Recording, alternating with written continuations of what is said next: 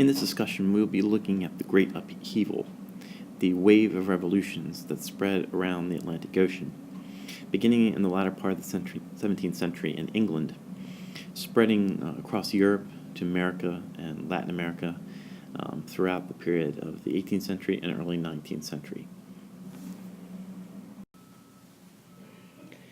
One of the essential questions to think about during this unit, when looking at the various topics that we will be looking at, along with understanding the causes and effects of these revolutions and the connections that they have between them, we must also understand why many people were fighting for liberty, why they desired to gain greater liberty and equality, what kind of people were able to do that, and also which people were not.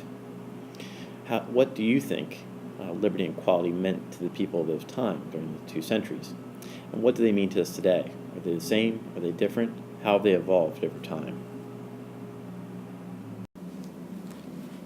The economic, political, and social developments of the previous several centuries had a significant impact on leading the road to these revolutions. The Enlightenment ideas, which had come out of the Renaissance and Reformation and Scientific Revolution, had been developing during the 17th and 18th century, had significant influence upon people, culture, and politics of Europe and the Americas during the period of the revolutions.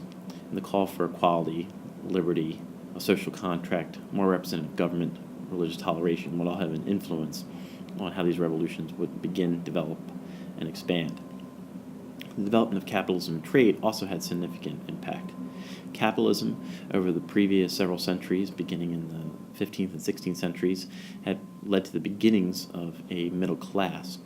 And when that middle class became more wealthy and more assertive politically, they wanted more and more rights out of the governments that they were under. So when faced with absolutist governments or non-responsive monarchies, nobility that held a lot of power and land and wealth, they often end up fighting against it.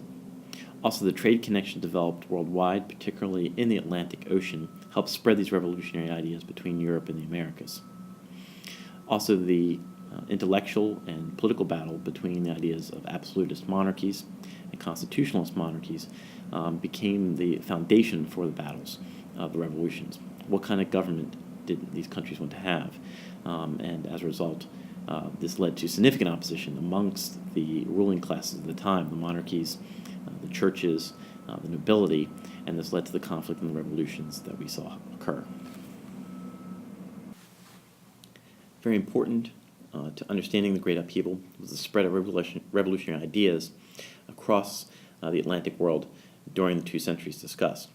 In England, beginning in the middle and latter part of the 17th century, you had a significant conflict between monarchy and parliament over what kind of system England and the British Isles would have, an absolutist or constitutional system, summed up in the writings of Thomas Hobbes and John Locke, who were writing during this period. Also, pirate culture, which developed during this period in the Atlantic Ocean as a subculture and underculture of freedom and liberation for peasants and oppressed people and slaves, led to a system that had much constitutional aspects to it, limits on power of pirate captains and others, and also helped lead to the cultural diffusion of ideas on their ships around the Atlantic world. In America, you had significant influence of Enlightenment ideas coming from Europe and its own native Enlightenment, and a tradition of constitutionalism, as well as the economic reasons for the revolution as well. In France, you had a rising middle class in France that was becoming increasingly unhappy with the failure of the absolutist state under the Bourbon monarchy and ended up revolting against that. In Europe, French revolutionary ideas get spread beyond France to Spain and Italy and Germany and other areas by the French revolutionary armies and the armies of Napoleon. But this later will backfire against Napoleon's empire in Europe when nationalism spreads amongst these countries and they revolt against Napoleon's rule. In Haiti, the sugar colony populated by slaves, you have the installation of French revolutionary ideas and the impact of the American Revolution that leads to the first successful slave revolt and independence for Haiti. In Latin America, you have national independence from much of the countries there, from Spain and Portugal during the Napoleonic period. And the Enlightenment ideas came to their fullest expression in many ways during the early part of the 19th century with the abolition of the Atlantic slave trade.